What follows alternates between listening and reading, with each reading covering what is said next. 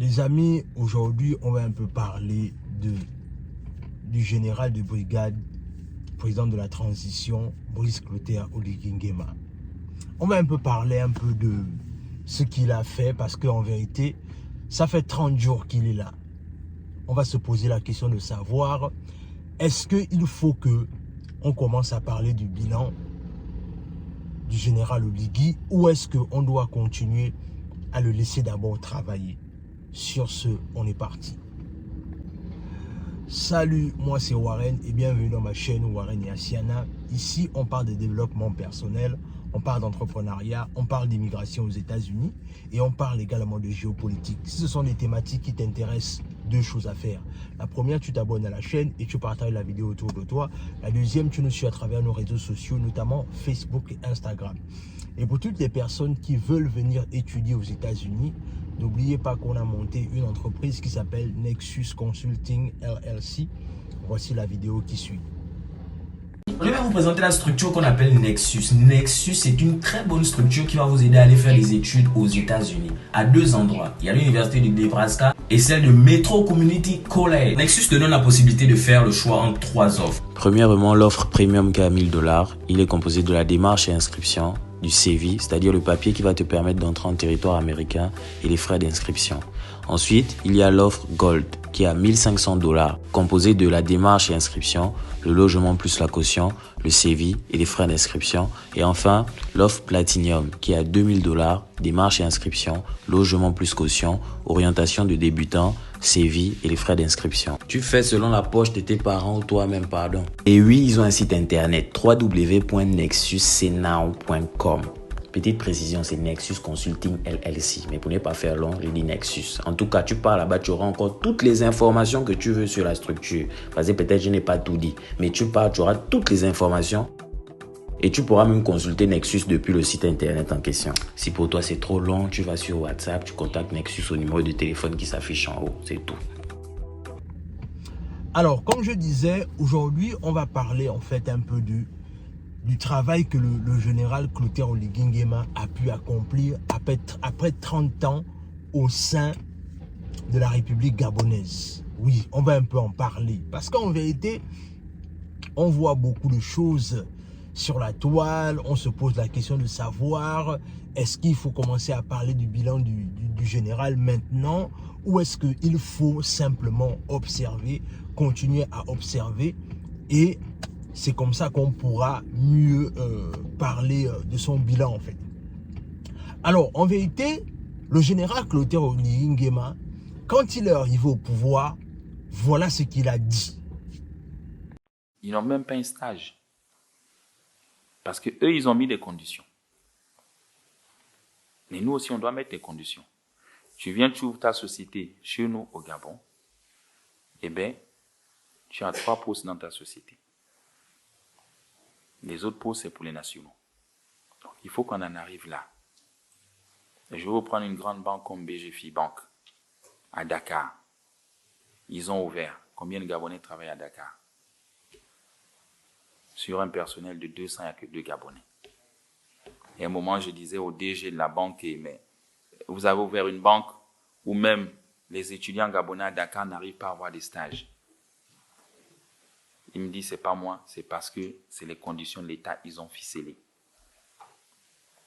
Vous ouvrez, on vous donne 2 postes, le reste des postes, c'est les nationaux, c'est les Sénégalais qui travaillent. Impossible d'y accéder, parce qu'ils ont verrouillé la loi du travail. Et donc ça aussi, c'est des choses à voir chez nous. Les opérateurs économiques qui arrivent, oui, on a des ingénieurs, on verrouille, ils recrutent sur place. Il n'y a pas à nous faire venir d'autres personnes d'ailleurs, ainsi de suite. Je ne vais pas citer, vous ouvrez une société, après ils sont 15, 20 000 que vous connaissez, qui travaillent, c'est la même famille, on fait venir son parent, qui vient de l'étranger, son frère, et tous travaillent, et les Gabonais sont là, ils attendent. Non. Les choses ne doivent plus être comme ça. Ce qu'il faut savoir ici, c'est que nul ne peut contester le fait que depuis 30 jours que le général Oligui est là, le pays a changé. C'est-à-dire, en vérité, ce sera ce sera malhonnête de ne pas réaliser qu'il a apporté des réformes extraordinaires. En 30 jours seulement qu'il est là, autant pour moi, il a révolutionné le pays. Et quand je parle de révolution ici, c'est dans le sens là où il a apporté des notions que les Gabonais cherchaient, mais que les Gabonais n'avaient pas trouvées au sein du clan Bongo. Notamment la nationalisation des postes, l'amour de la patrie. C'est-à-dire, on était arrivé à un niveau là où le Gabonais se cherchait. En fait, on va même dire que le Gabonais ne savait même pas qui il était en fait.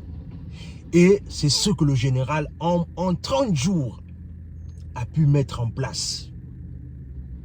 Le fait que la nation puisse se retrouver autour de son identité d'abord personnelle, mais aussi, la vérité c'est que des arrestations au sommet de l'État. Ça c'est ce qu'on peut retenir de ce que en 30 jours, le général Oligui Nguema a réussi à mettre tous les Gabonais d'accord sur le fait qu'aujourd'hui, on a envie de regarder le journal télévisé. Parce qu'en vérité, ce qui se passait souvent, c'est que lorsque le journal commençait, il y avait un désengagement total de la part de la population. Moi, je me souviens même, et ça, c'est un exemple qui a été fort pour moi, c'est que j'ai appelé une fois à 20h, 20h au pays, j'appelle comme ça au pays, et quand je tombe sur ma mère me dit non, en fait, fils, je te rappelle, je regarde d'abord le journal. Est-ce que vous voyez un peu à quel niveau est-ce que on est parti en fait? Il y a cette fierté-là que le général a donnée lorsqu'il est arrivé en fait. Mais en vérité, de l'autre côté aussi, il y a eu des pas mûrs. Il y a eu le fait que voilà, comment se fait-il que on a ramené certaines personnes au pouvoir, c'est-à-dire les gens qui étaient d'abord là avant, pourquoi est-ce qu'on les ramène et tout ce qui va avec? On a un peu mitigé le choix gouvernemental, etc., etc. En vérité, hein, vous savez, moi ce que je retiens, c'est que peuple gabonais, ne soyons pas ingrats. Oui, je vais le dire. Peuple gabonais, ne soyons pas ingrats. Il y a moins de 2 mois de cela, on était dans une dictature sans foi ni loi. Mais aujourd'hui, Dieu faisant bien les choses, Dieu nous a libérés des bongos. Mais est-ce que c'est une libération parfaite? Non. Est-ce qu'il y a beaucoup de choses à redire? Oui. Mais en vérité, il faudrait qu'on prenne le temps de ne pas oublier d'où on vient pour mieux se frayer un chemin, autant pour moi, de là où on va. Parce que je vois beaucoup de plaintes, je vois beaucoup de désintérêt par rapport au fait que voilà, j'ai même lu sur la tour là où les gens disent la transition de la déception. Vous êtes sérieux les amis? Peuple gabonais, est-ce qu'on est sérieux quand on dit ce genre de choses? À 30 jours seulement, on est en train déjà de parler de la transition de la déception. Mais moi je veux vous dire une chose, que malheureusement, les réseaux sociaux ont permis ceci. C'est-à-dire, les réseaux sociaux ont permis de donner la parole à tout le monde. Même ceux qui ne devaient pas parler, parlent aujourd'hui à travers les réseaux sociaux. Mais est-ce que vous vous rendez compte que, au-delà du fait que le général a commencé à faire des arrestations au sommet de l'État, le président de la transition a commencé à redonner la fierté d'être gabonais et tout ce qui va avec. Mais est-ce que vous savez que le président, le gouvernement de la transition n'a même pas encore commencé à travailler? Je m'explique quand je dis ça. Vous ne réalisez même pas que quand on met en place un système dans lequel on est là, c'est-à-dire la transition, ce qui va se passer, et j'ai vu également les gens beaucoup parler de ça, c'est le fait qu'il y a trop de nominations. Non, en fait, en vérité, quand on met en place un système, c'est-à-dire un gouvernement de transition comme celui qu'on a mis en place au Gabon, il y aura toujours des nominations.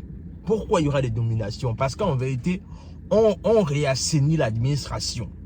Et quand on réassainit l'administration, en fait, ce qui va se passer, c'est quoi? Il y a eu d'abord le premier ministre qu'on a nominé, et ensuite le ministre a mis en place son gouvernement. Et non seulement quand il a mis en place son gouvernement, il y a eu maintenant les ministres délégués. Là maintenant, ce qui se passe maintenant, c'est quoi? On commence maintenant à nommer les directeurs, les secrétaires, etc. à gauche, à droite. En vérité, 30 jours, ce sera trop précipité de juger le gouvernement de la transition. Parce qu'en vérité, ce ne sera pas juste en fait. Ce sera un, on va dire ça comment, ce sera un jugement trop précipité. 90 jours au moins, ou encore les 100 premiers jours du gouvernement restent un peu raisonnables pour commencer à pouvoir dire ce qu'on pense de la transition au Gabon. Mais en vérité, fort est de constater également, c'est que il y a beaucoup de choses qu'on peut reprocher, à la au CTRI. Mais, comme je vous disais les amis, n'oublions pas d'où on revient, là où on est aujourd'hui. Parce qu'en vérité, je vois, il y a beaucoup de revendications dans l'administration aujourd'hui. Il y a beaucoup du fait que les gens sont toujours en train d'appeler le général, viens regarder ceci, viens regarder cela. Alors que ce que les gens doivent faire quand ils se plaignent, c'est qu'ils doivent appeler les ministres de tutelle. Mais on va dans un contexte là où tout le monde veut que c'est le président de la transition qui règle leurs problèmes, leurs revendications. Et ça, ce n'est pas comme ça que ça marche. Il a mis en place un gouvernement. Laissons le gouvernement travailler. Observons. J'ai envie de dire que souffrons d'observer d'abord ce que le ministre va faire avec son équipe. Maintenant, après, on pourra venir pour dire ce qu'on peut dire comme revendication. Mais moi, je reste convaincu que jusqu'à maintenant, je vous dis les amis, la fierté d'appartenir à un pays, ça n'a pas de prix. Je répète, la fierté d'appartenir à un pays n'a pas de prix. En vérité, ce qu'on fait souvent, c'est que rappelons-nous de la dictature dans laquelle on sort. Aujourd'hui, on a ne fût-ce que le fait que aujourd'hui, on voit des Gabonais qui s'expriment librement sans avoir à attendre que quelque temps après, on va venir les arrêter chez eux. C'est une grande victoire. Et c'est une victoire que le général nous permet de savourer avec lui, la liberté d'expression. Qu'on avait carrément perdu au niveau du Gabon en fait. Donc moi je pense que même quand on veut faire des revendications, même quand on veut commencer à dresser des bilans, c'est trop tôt et c'est trop prématuré.